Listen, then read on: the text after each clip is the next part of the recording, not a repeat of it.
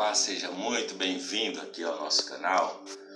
Graça e paz de Deus e da parte de Jesus Cristo, nosso Senhor e Salvador.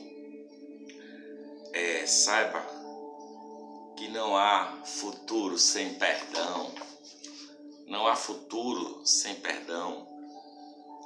A bandeira que Desmond Tutu levanta ao perdão por parte das vítimas de atrocidades como um caminho para a cura tem causado controvérsia tanto na África do Sul quanto no mundo afora, que ilustram as seleções do que eu vou meditar e ler com você do livro Deus Não É Cristão e Outras Provocações de Desmond Tutu. E nós começamos com Ubuntu. Você sabe o que é isso? Ubuntu? Fala sobre a natureza da comunidade humana. Esse nome africano, Ubuntu, né? Então, ele diz assim: em nosso Weltanschauung africano, nossa visão de mundo, temos algo chamado de Ubuntu ou Ubuntu. É muito difícil passar essa expressão para outras línguas. Nós poderíamos traduzir dizendo assim: uma pessoa é uma pessoa por intermédio de outras pessoas. Nós precisamos de outros seres humanos para aprendermos a ser humanos, pois ninguém vem ao mundo totalmente formado. Não sabemos como falar, andar, pensar ou comer como seres humanos, a não ser que aprendêssemos como fazer essas coisas com outros seres humanos. Para nós, o ser humano solitário é assim uma contradição. Ubuntu ou Ubuntu é a essência do ser humano. Ele fala de como a minha humanidade é alcançada e associada a de qualquer um, de modo insolúvel. Essa palavra diz, não como disse Descartes, penso, logo existo, mas existo porque pertenço. Preciso de outros seres humanos para que eu seja humano, para ser um ser humano completamente autossuficiente, é um sub-humano. Posso ser eu, só porque você é completamente você. Eu existo porque nós somos, pois somos feitos para a condição de estarmos juntos, para a família. Somos feitos para a complementariedade. Somos criados para uma rede delicada de relacionamentos, de interdependência com os nossos companheiros seres humanos, com o restante da criação. Eu tenho dons que você não tem, você tem dons que eu não tenho. Nós somos diferentes para entender as necessidades uns dos outros. Ser humano é ser dependente. Ubuntu fala de atributos espirituais como generosidade, hospitalidade, compaixão, dedicação e partilha. Você pode ser rico em posses materiais, mas ainda assim não ter Ubuntu. Esse conceito fala de como as pessoas são mais importantes que os objetos, os lucros e as posses materiais. Ele fala sobre o valor intrínseco das pessoas como não dependentes de coisas alheias, como condição social, raça, credo, gênero ou grandes feitos. O Ubuntu foi mais almejado do que qualquer outra coisa na África tradicional, na sociedade africana. Mais que riqueza medida em cabeça de gado, extensões de terra, ou seja lá o que for, sem essa qualidade, um homem próspero, embora possa ter sido um chefe, era considerado alguém merecedor de piedade e até desdém. Esse conceito foi visto como o que, em última análise, distingue as pessoas dos animais. A qualidade de ser humano e assim também humanitário. Os que tinham Ubuntu eram compassivos e generosos, usavam sua força em benefício dos fracos e não tiravam vantagem dos outros. Em resumo, eles cuidavam, tratavam os outros como aquilo que eram, seres humanos. Se você carecesse de Ubuntu, em certo sentido, carecia de um ingrediente indispensável assim ao ser humano. Você podia ter tido muitos bens no mundo, você podia ter tido posição e autoridade, mas se não tivesse Ubuntu, não importaria muito.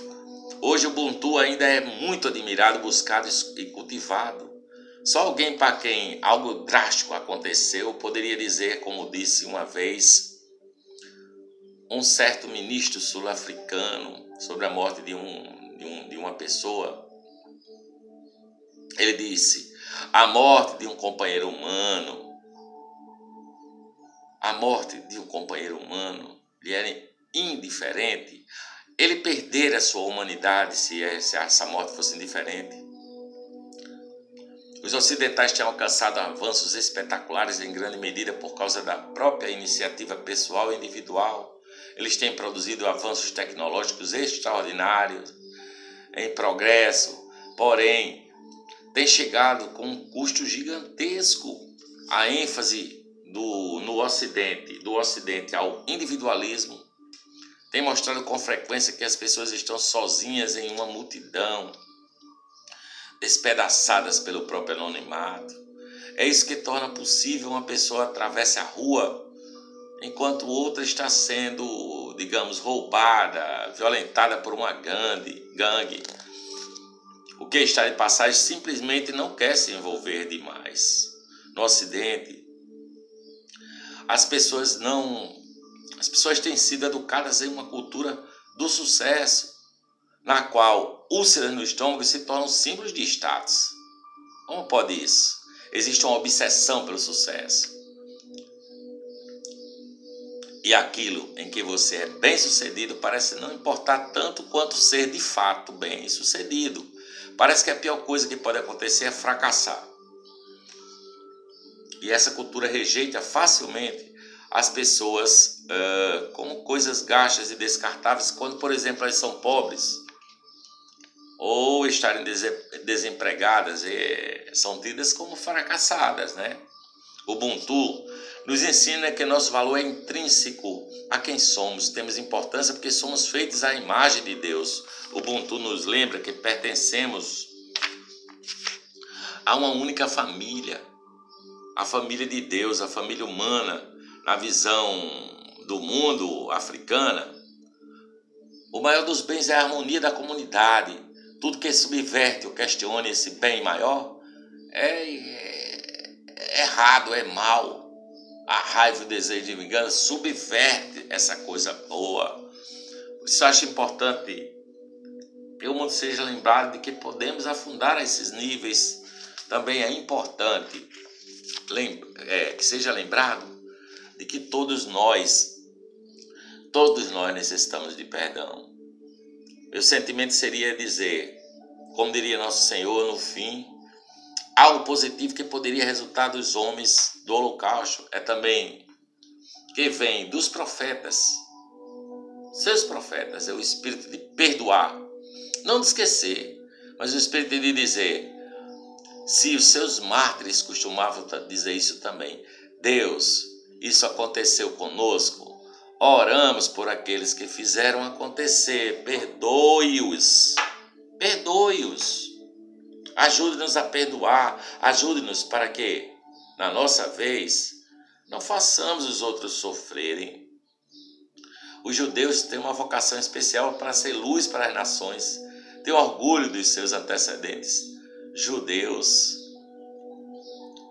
E estou apto a lutar contra o mal e a injustiça do apartheid, palavras de Desmond Tutu, em grande medida com base naquilo que aprendi com o que chamamos de Antigo Testamento. Mas, que são as escrituras judaicas?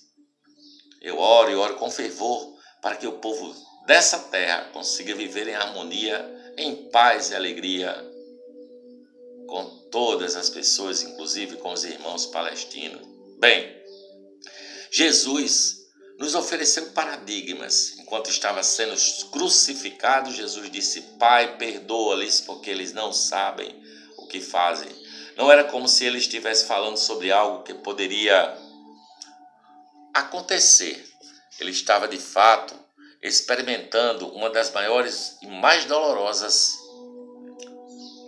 maneiras de ser morto. E mesmo assim ele teve a capacidade de externar uma oração que ensinou os cristãos sobre esperar ser perdoado somente quando estivermos prontos para perdoar.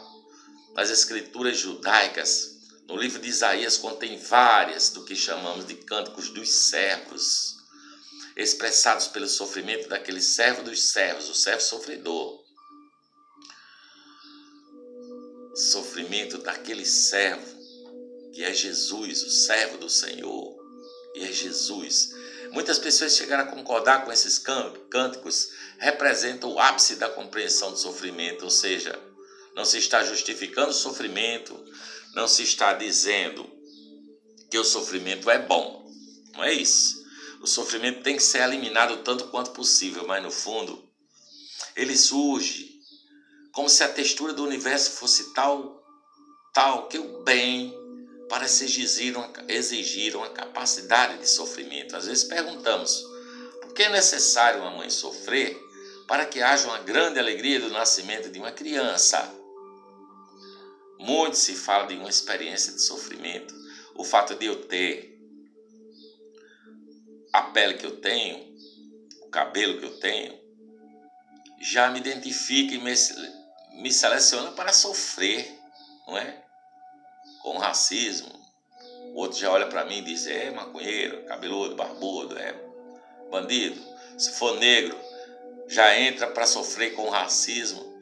Se os negros fossem dizer: não podemos, não vamos perdoar os brancos para sempre, imagina, onde estaríamos nós? Ou onde estariam as pessoas da África do Sul?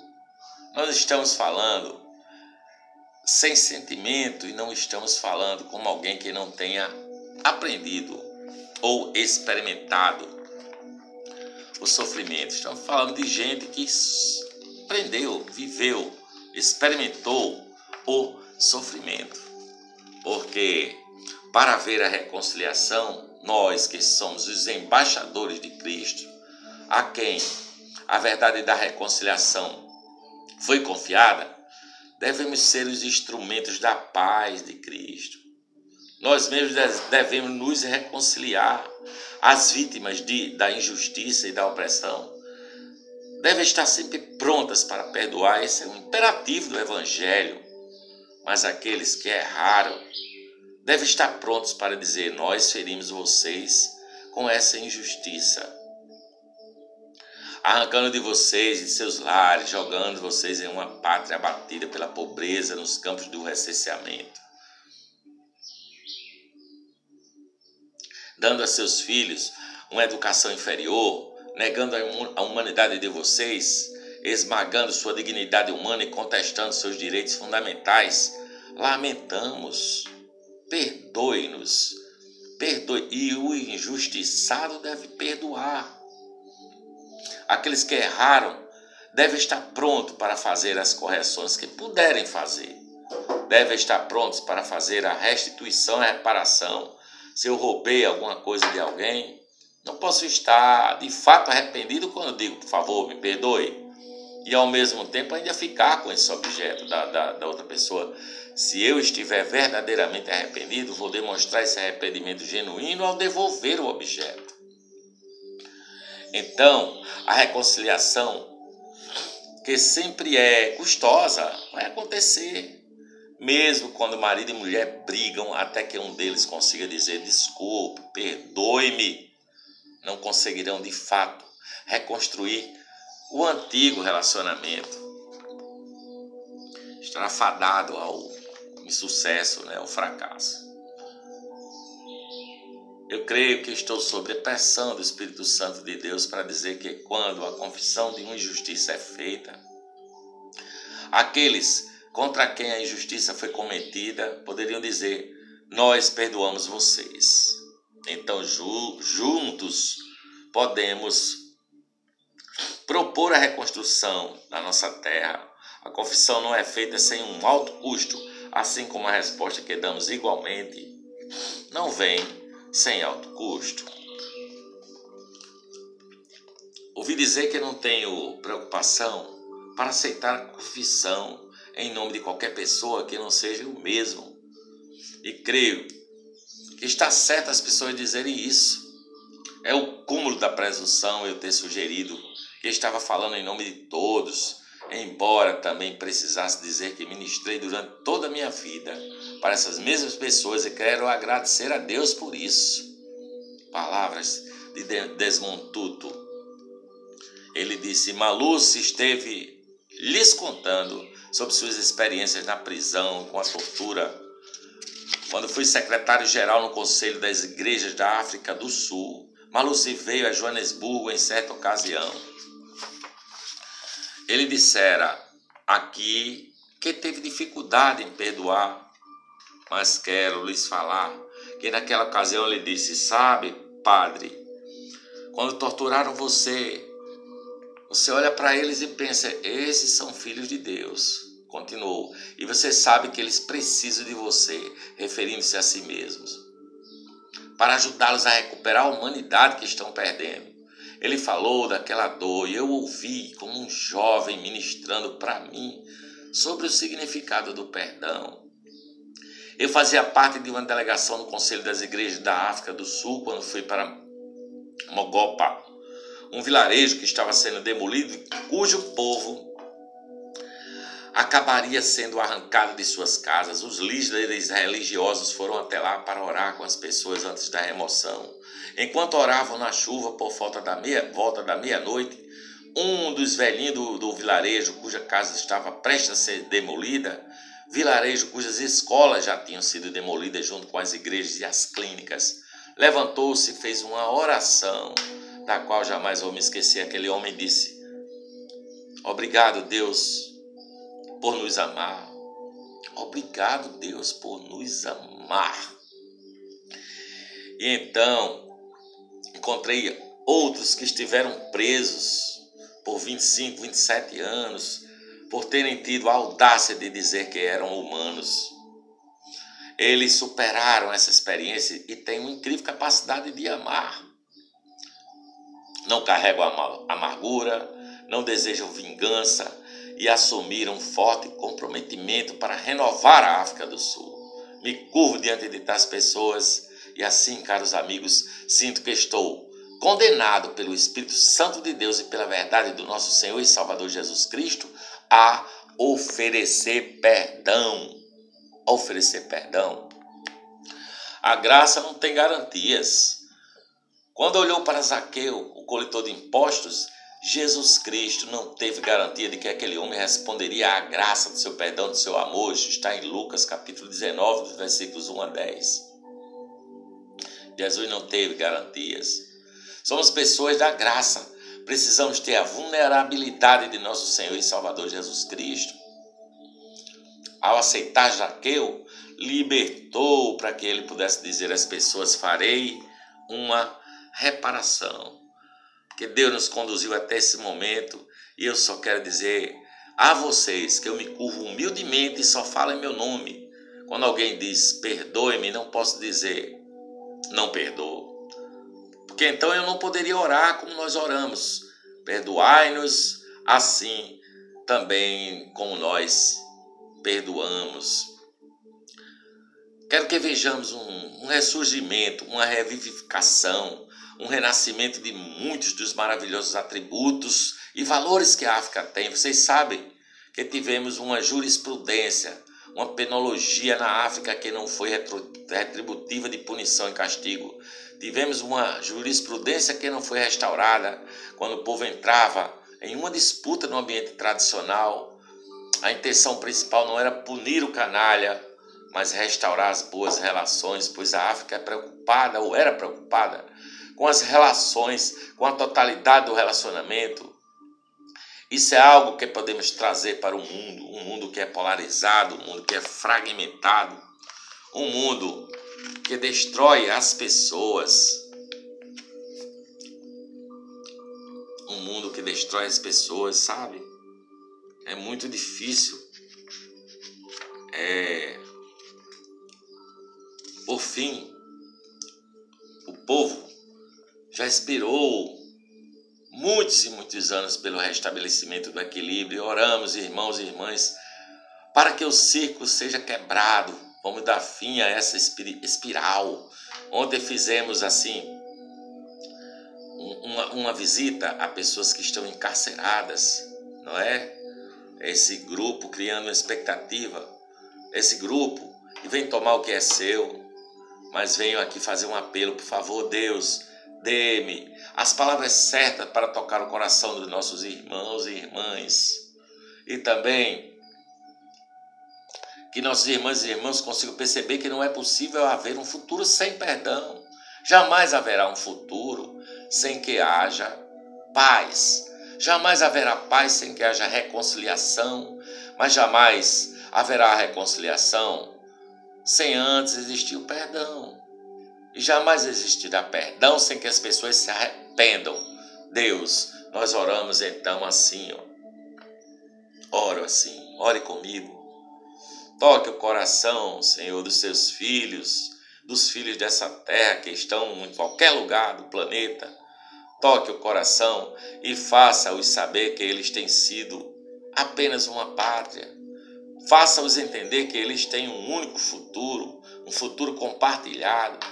Deus, nós agradecemos por poder ver a ressurreição na Sexta-feira Santa. E ao nos afastarmos, vimos mulheres construindo a Vila da Paz, batizada de Nelson Mandela. Damos graças por saber que do túmulo surge a nova vida. Essa é uma bela terra, Deus. Este é um povo belo, Deus. Toque o coração dessas pessoas, por favor. Deus, toque o coração deles para que saibam que devem se unir como um só.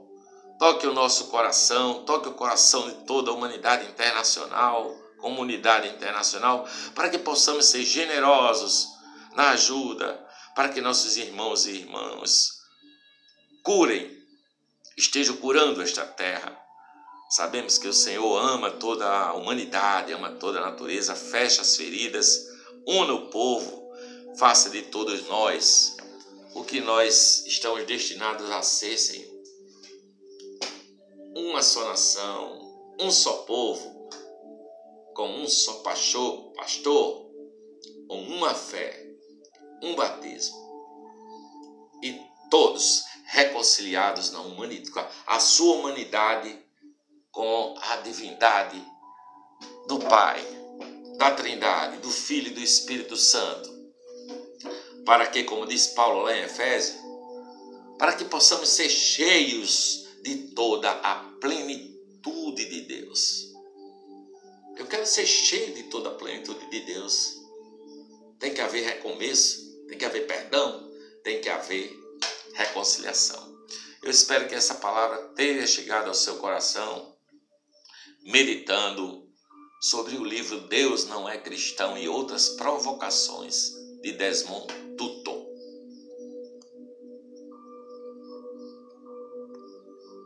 Amém.